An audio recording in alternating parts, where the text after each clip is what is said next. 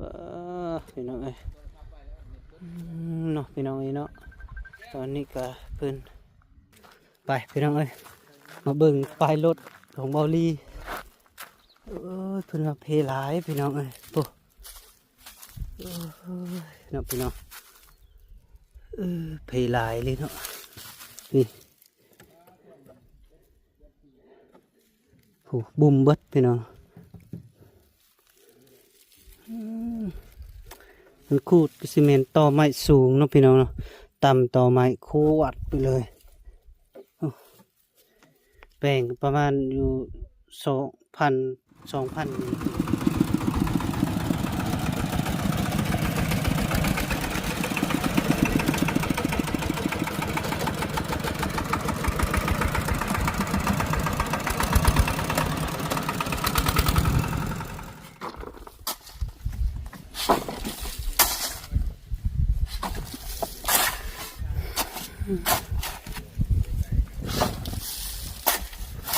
ห้องนึงมีจักรถก็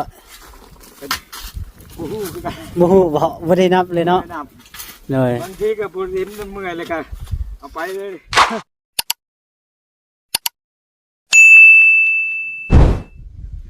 ครับทักทายสบายดีและสวัสดีเด้อผมเป็นพี่น้อง FC เบิร์ดสุขุสุขคนทางฝั่งไทยฝั่งลาวและต่างประเทศนำเด้อเนาะกันยินดีต้อนรับกระสู่สองของบ่แก้วคือเก่าพี่น้องเนาะสบายดีช่วง3 โมงแรงพี่น้องเนาะบ่าวแก้วก็เดินทางมาหาน้องอูน้องอีคือเก่าพี่น้องเนาะแล้วก็มาเบิ่งทางทีมงานที่บ่าวแก้วจ้างหันพี่น้องเนาะที่ว่าคนที่บ่าวแก้วจ้าง3 คนหันเนาะเพิ่นมาถมดินให้น้องอูน้องอีเนาะดินเฮือนนั่นแหละพี่น้องเนาะก็มาเมื่อวานนี้ก็บ่ได้เพาะเนาะบ่ได้เพาะได้เจอเพิ่นเนาะพี่น้องเนาะแล้วก็มื้อนี้จะขึ้นมาหรือบ่ยังบ่ฮู้เนาะพี่น้องเนาะก็มาเบิ่งมาชมน้ำกันเนาะพี่น้องก็ยินข่าวอีกทางเบาลีเพิ่นเนาะพี่น้องเนาะแล้วก็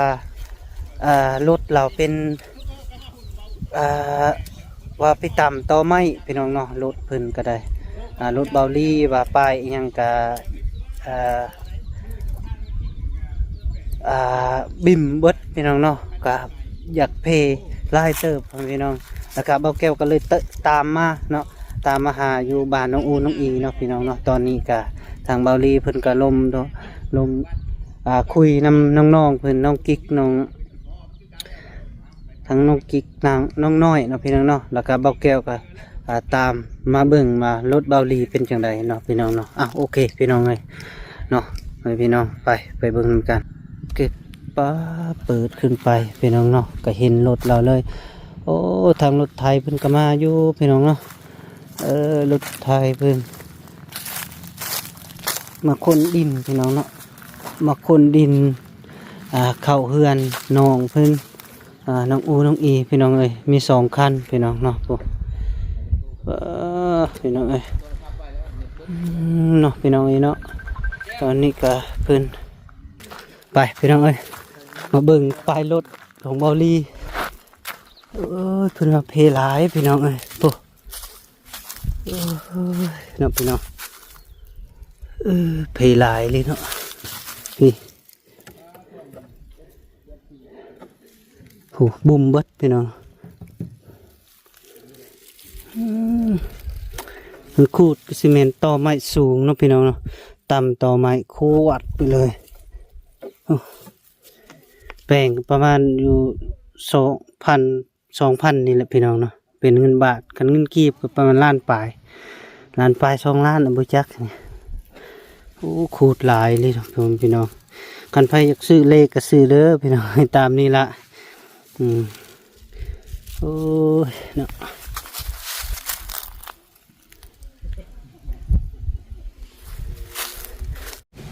โดยสบายดีเด้อจักคนก็เจ้ามาขุด2นี่แหละ2 คนนี่บ่โอ้ใส่น้องๆว่า3 คนว่ะ3กับทั้งนี้3ทั้งเมียเอาน้ำเท่าใดก็ว่าขอน้ำ1.2 ล้านว่าเพิ่นโอ้ โดยโอเคโดยบัตรขุดแล้วทมแล้วเฮาจึงมาชำระเงินให้เจ้าเด้อโดยอันนี้เจ้าเริ่มเฮ็ดแล้วบ่ไปบัดนี้เริ่มต้นแล้วพี่น้องเอ้ยข่อยมาหา2มื้อแล้วบ่เห็นเมื่อดองพี่น้องเนาะรถ2คันยังแดดอยู่แดดติลีหล่อเนาะ เห็นได้มื้อละหน่อยมันเด็ดดิ โดยบ่เป็นหยังเฮ็ดมื้อละน้อยก็ได้มื้อนี้แล้วอยู่พี่มื้อนี้แล้วอยู่บ่ยังห้องเดียวบ่ยังต้องบ่โอเคพี่น้อง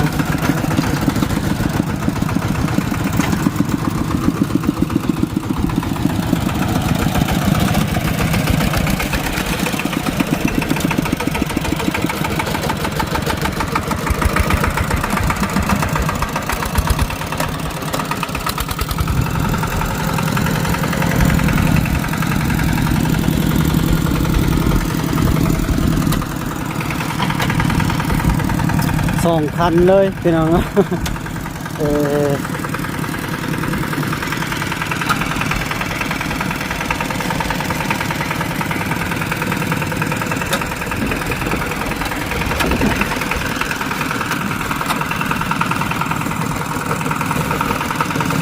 แก้วอยากเบิ่งเนาะวิธีใดเด้เนาะเพิ่นสิอันน่ะเอาดินขึ้นนี่ก็จะไปส่วนเข้าใส่ห้องอีกนะประมาณนั้นล่ะพี่น้องตะกาหลังจากเพิ่นเอาดินเข้าเต็มแล้วเบิดทั้ง4ห้องหันเบาแก้วจึงเอาเงินมาชำระให้เพิ่นเนาะพี่น้องเนาะเพราะว่ายังบ่แล้วแล้วก็เบาแก้วก็ยังบ่พาวให้ยังบ่พาวเอาเงินให้เนาะพี่น้องเนาะ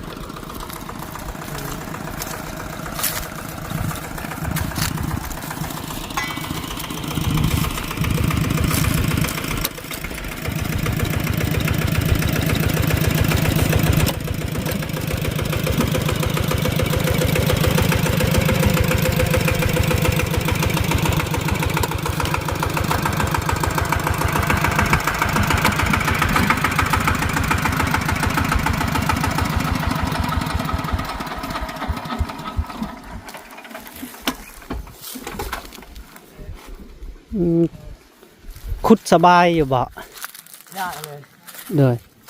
ดินมันแข็ง โอ้ เป็นเอาอันนี้ขุดเล็กแฉลงขุด เด้อก็เคยมาขุดเลยได้นำน้องๆเพิ่นได้ มาขุดแล้วก็คือว่าพวกขุดได้อยู่ให้หน้าเพิ่นเลยขุดสบายนะแต่ว่ามันเลิกเนาะ มันเลิกมันหลุด เด้อจักมื้อเลยจะมาทมนะอ้าย สุดนะฮะ โดย 2 มื้อ 2 มื้อ เพราะว่าขาดมื้อหนึงเลย ขาดมื้อนึงเนาะขาดมื้อวานนี่บ่มามื้อใดก็บ่เจอเดี๋ยวจะเอาแล้วว่ะ มื้อดอง เลย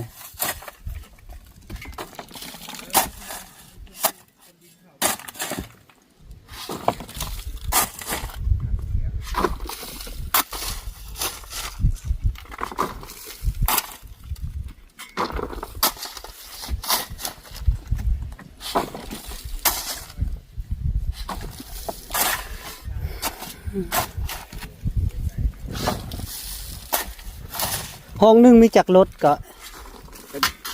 บ่ฮู้คือกัน บ่ฮู้บ่ได้นับเลยเนาะ แนะน เลย บางทีก็ผู้ริมเมื่อยเลยก็เอาไปเลย โดยเฮ็ดตามสบายเลยเด้อ โดย กินข้าวกินน้ำแล้วบ่ โดย อืม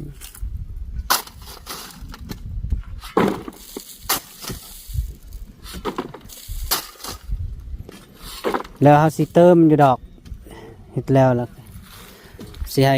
กินน้ำกินในอยู่ดอกโดย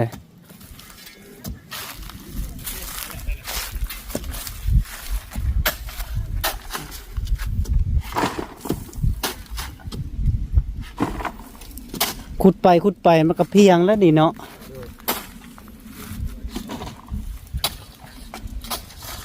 ดินอันนี้มันจะแข็งดิน โอ้อยาก ทำอะไรทุกเลย จะขึ้นดินดากเนาะ มันเป็นดินดากเลย นี่นะดินเป็นก้อนแข็งเหมือนคักอยู่คันมันเป็นนั่นเนาะแน่นคักอีหลีได้ ชวนกันบุญได้ในก่อนแข่งเนาะ ก็ว่าเอาส่วนน้องๆหั่น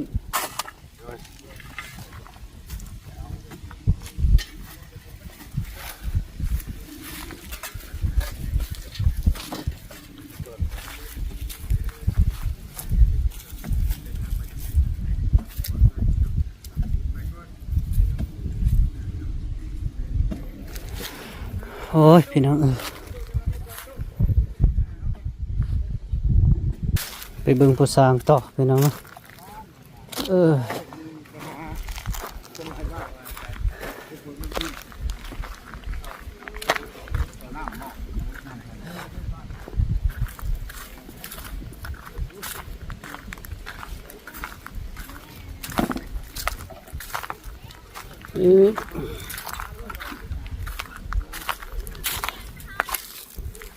สบายดี เจ้าสวัสดี โอ้ยเนาะ เจ้า หายไปใช้สองมือคือบ่เห็นหน้า แต่งเมียให้ร้านชายอยู่เชปูนคุณ โอ้แม่นธรรมดาได้นี่เนาะ โอ้ย ไปนอนจักมือจักคืนก็ ไปนอนคืนนึงมื้อซื่นไปนอนอยู่บนแล้วก็วันนี้แล้วก็พอดีเฮ็ดที่คลองแล้วแล้วก็มานอนอยู่เพื่อนคืนนึง เลย บัดเครื่องคลองพัดเพิ่นสั่งเอาปูนเอาเหล็กเอาบล็อกเข้ามาเลยดิ หน่วย สั่งเอาเข้ามาหินทรายเห็นจังได๋ อืม ไม่บัดคนขึ้นมาไว้ในบนเพื่อนหั่นเราบ่มีผู้เผา ไม่หยังไม่แปะไม่เส้น ชื่อไว้ตะกี้เขาได้แล้วก็เลยอยู่เผาน้ำเพิ่นนั่นแล้วมื้อแรงน่ะสิให้เขาเจ้าเผา โอ้โดย ใต้พื้นใต้ไผ่ให้แล้วก็เป็นยางดอกเป็นว่ามีสิก่อใส่2ลมไว้แล้วก็ใช้เทตัวนี้ เลย เทขึ้นนี่ เซคานี่บ่ แม่น เจ้าสิก่อหยังวะนี่ ๆอันนี้ก็นี่เด้นี่ใส่ตั้ง2ลมนี่ อื สอ ม งก้อน ก็เดียวว่าก่ออันหัววิทย์บ่แม่นบ่ บ่เทแล้วก็เป็นก่อเทแล้วก่อนเฮาจะก่อบัดเดียว เลยแดดเนาะ แอนแดดแล้วโอ้ยก่อนมาตั้งแต่12 โมงพุ่นใด สิมีเมื่อยแน่ก่อยก็ได้ โอ้ยคือกันแล้ว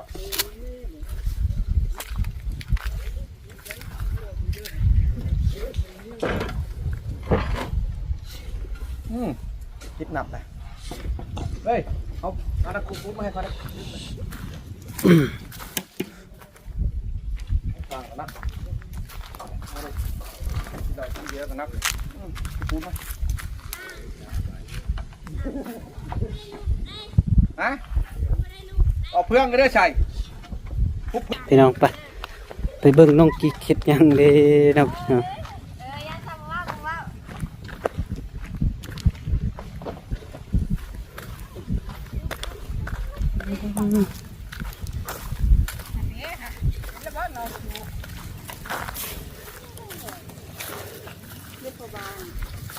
ผู้บ้านไปใส่อะนะ จำไปนะเพิ่น โอ้ สบายดีเด้อ โดยสบายดีเฮ็ดหยังอะนะคือดังไฟ ดังไพ่เขาสั่งไว้กินกาแฟว่ะ บ่สั่งให้กินกาแฟ รอบมึงหิวอันนี้หมดใหม่ทุกอย่าง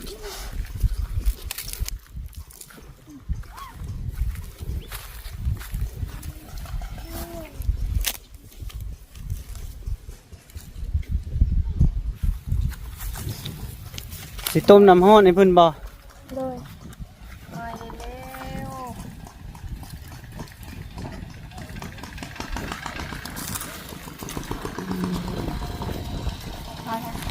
ไปทุกอย่าง จะไผเนาะสบายดีเด้อล่ะโดยมายังลูก มาเบิ่งแบบเพื่อน มาเบิ่งแบบเพื่อน เด้อแบบนี้นะ เจ้ามักบ่ส่งแบบนี้นะ นะ อ๋อ มากับบาลี่ มากับบาลี2คน เด้อ โดยเพื่อนเจ้าจักเศร้าก็ ก้าวเสา เก่าคือกันบ่ ซ้ำเดียวนี่แหละ สำเดียว เลย อืม ข้าวเซานี่ก็ โดย กวงเติบเลยได้ โดยกะจีซ้ำนี่แหละซ้ำนี่แหละ มี4ห้องเนาะ โดย สิเฮ็ดเป็น4ห้องเลยบ่ บ่แล้วเนาะ สิเฮ็ดจักห้อง ขันห้องหนึง กันห้องหนึง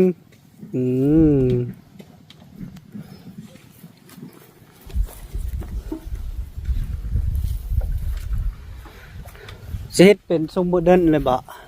ว่าอยากได้แบบอันนั้นนะ แบบใด โอ้ส่งแบบกรุ๊ปหั่นนะช่องเพิ่นกรุ๊ปหั่นนะแบบ ทรงหุ่นกรุ๊บ เลยแบบท่าเข้ามาเด้ อ๋อ แล้วหัวามันสิได้บ่ คันทรงแบบกรุ๊บนี่ก็ต้องใส่กระเบื้องเพื่อแลงาม คันสังกะสีมันอยากขี้ลายได้ล่ะจะว่าบ่สังกะสีคืออยากโมเดิร์นนี่คักอยู่กันเป็นโลซิงอะนะบ่แม่นอันนั้นดอกทำไอ้เบิ่งนะคันเป็นกระเบื้องเฮามุงลงแล้วโอเค งาม ตัวผู้สิได้บ่ คันเป็นสังกะสีนี่เฮ็ดเป็นโมเดิร์นคือน้องไฟฟ้าอย่างให้งาม โดย อืมคือว่ายินข่าวว่ามื้ออื่นสิเจาะน้ำบ่ โดยแม่นคือ2บอนแล้วได้ สองบอน กับอยู่ที่ไม่2บอนเด้ อยู่ที่ไม้นี่ก็เจาะอยู่พุ่นก็เจาะ โดย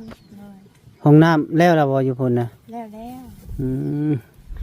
น้าบ่าวก็บ่ได้ไปเลยค่านี่แหละไปซอยทางนี้หลายกว่า โดย ก็คิดอยากไปได้มองโมเฮา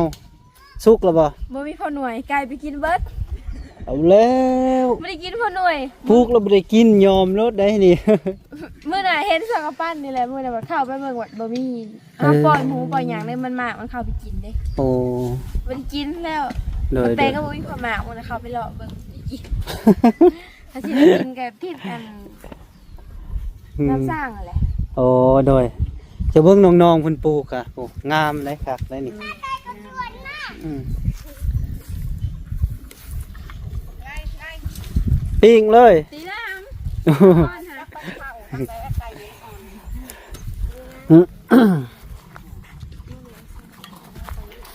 ำ บตีเลยลูกไล่ไล่ ตีเลย ไล่ให้มันออก ตีตัว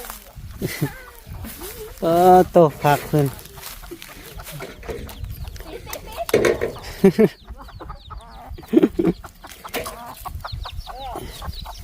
อินเดีย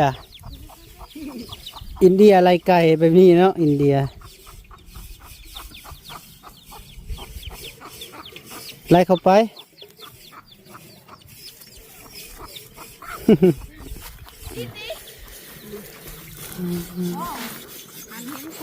คิดว่าจีนั่งในปอตัวสิต้มกาแฟอีก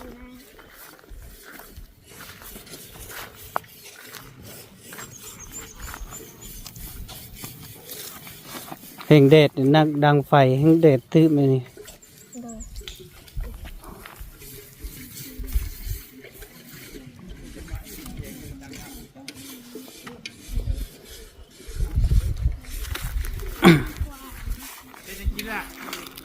พอสร้างบอกให้ต้มน้ำให้ ต้นน้ำมียังไงลูกไก่บ่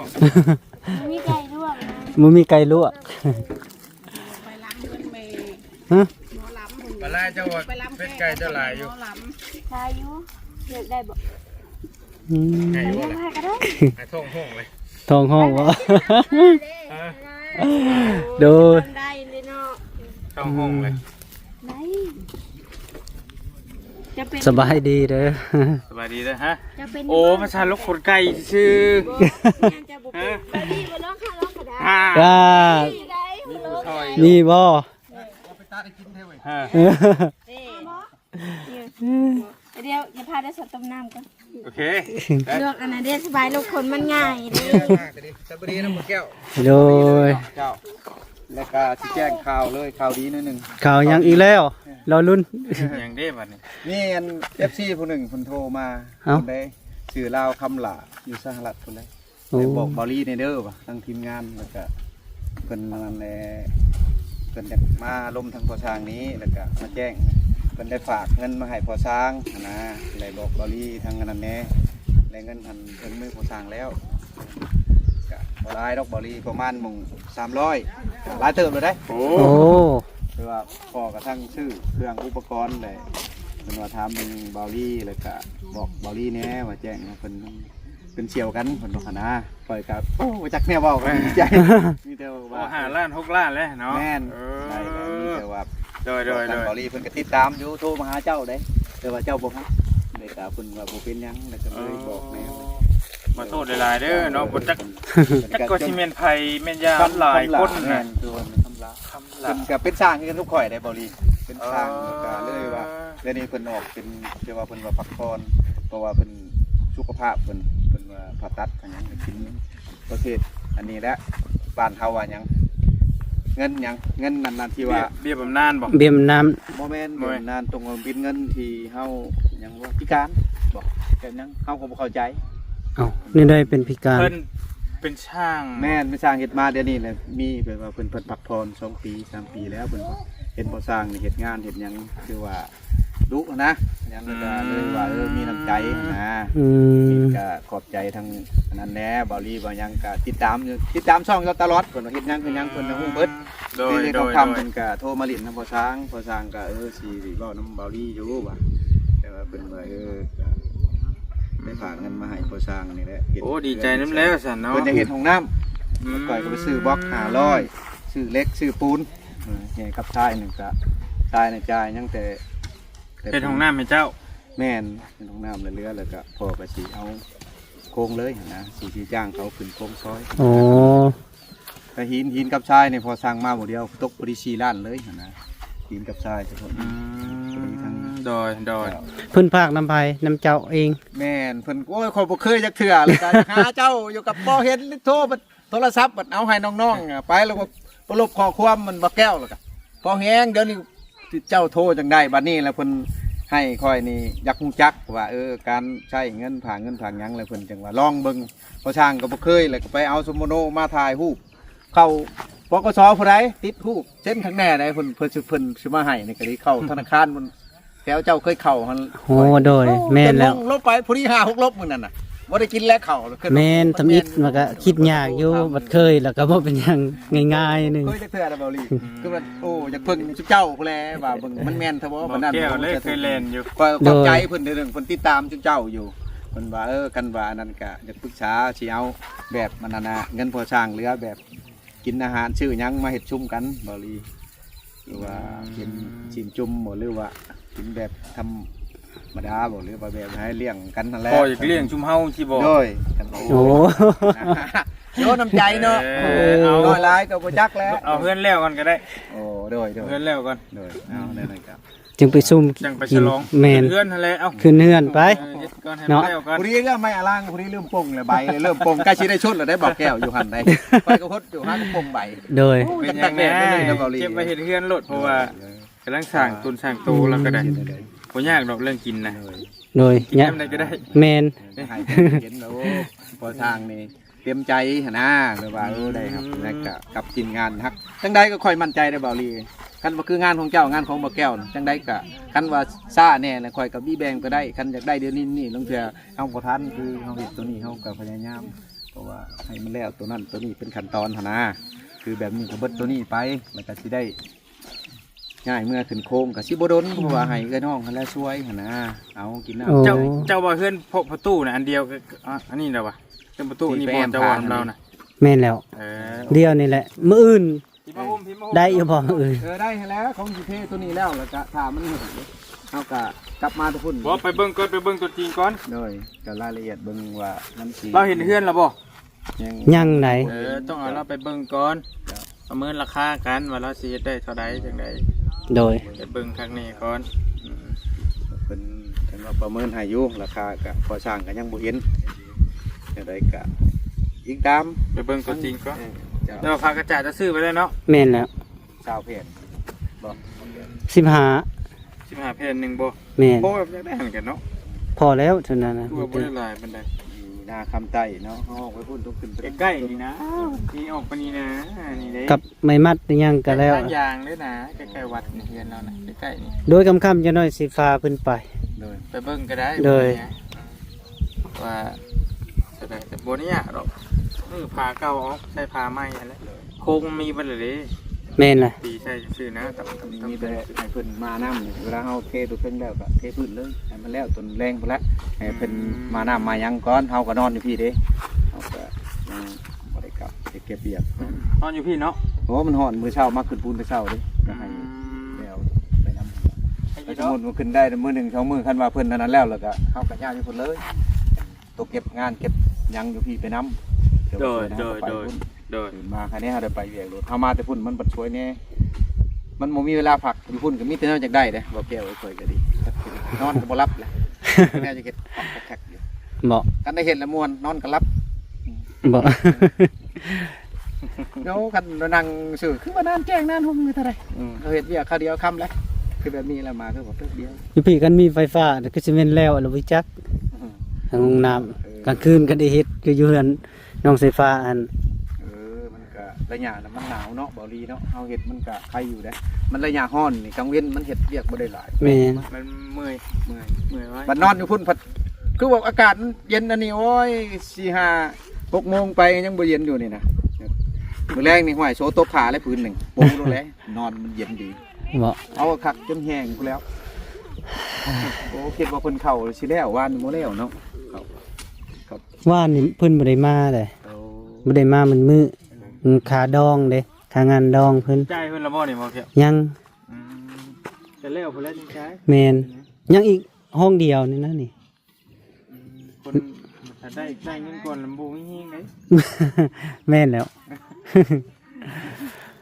เพิ่นแล้วก็ ดี กับบ่ตี้เพิ่นมันฮ้อนพุ่น แม่นฮอดเลย กันเช้าได้อยู่ ฝนทื่นก็คักน้ำล้นข้างหน้านี่ก็เย็นจ้อยแล้วเนาะ มาคนงานซอยบ่ แน่ อืม ได้เด้อบ่เนาะมานั่งอยู่โดนประเชิญกันพอดีเลย เราสิว่าคือบ่มาช่วยนี่นะ เออ ถ้าให้ชวนให้แม่คือ อยากไปซอยบ่ ไปชวนกินข้าวได้เนาะได้แล้วพอช่างดีใจนำได้ก็ได้ โดยดีใจน้ ได้หลายได้ของน้ำของในคักนี่เนาะ แม่น โอ้ แต่ว่าห้องน้ำพอหันบ่ได้ซื้อท่อ อืม สิก่อเอาเองก่อมาเลยที่ของพอว่าเฮือนครัวก็สิเอาแบบว่าบ่ขอโทษน้ำเจ้าเลยคือว่าคุมห้องนอกห้องน้ำมันคือว่าบ่ให้มันเปื้อนให้สะอาดเลยมีห้องน้ำข้างนอกข้างในว่าตามแผนว่าเฮ็ดไปก่อนแต่มันสิได้ ได้อยู่ดอกช่างดิไปเฮ็ดได้ ขึ้น ก็ ไป ได้ สิ โดยแม่แล้ว บ่ได้แง้มฟ้ากระจาดใส่แล้วก็เข้าแล้วเบาลี่เยียบเลยแหละ มันอยู่น้ำสางแล้วเดี๋ยว เล นี้ ยก็เป็นนะเอาช่างแล้วก็บ่เปลืองพวก เอาตัวนี้แล้ว อุปกรณ์ กระดาษนี่แหละอัดเอามันจะเข้าก็ชอบจังเจ้าแล่นโอ้เข้าฮอดปานบ่ได้ไกลเพิ่นจ้าได้บ่ โดยขอบใจโดย ห้วยเป็นตาตบ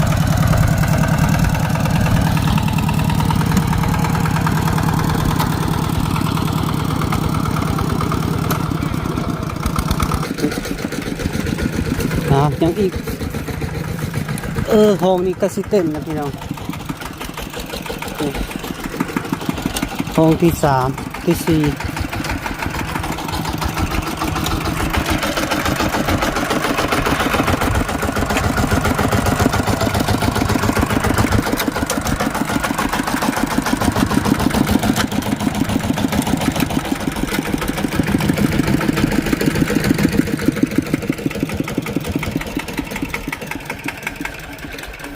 แข็งถึงแล้ว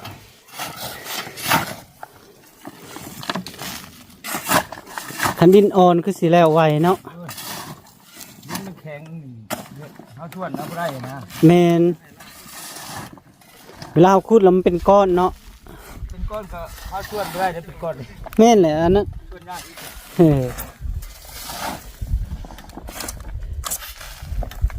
โอ้เห็ดจังซี่เนาะคือน้องๆเพิ่นยุเอาป้าโตตัวสิแล้ว โอ้บ่แล้วเนาะนั่นมึงบ่ได้แล้ว แม่นแหละ บ่ได้ง่ายเลย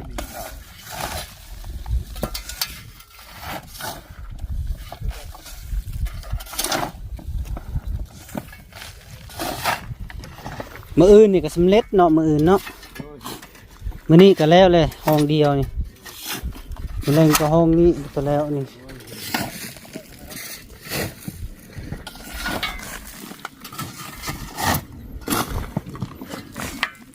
ฉะนั้นเด้อสู้ๆเด้อเลยเสียวลงนี่ก็แล้วน้องพี่น้องเนาะไหวเลยเอาผมพี่น้องนี่ขออยู่ดีมีแฮงสุขภาพแข็งแรงจิตดีจนเด้อพี่น้องเนาะมาเบิ่งแล้วก็โอเคอยู่พี่น้องมื้ออื่นคือว่าแล้วเพิ่นเอาดินเข้าเนาะพี่น้องเนาะเอาโอเค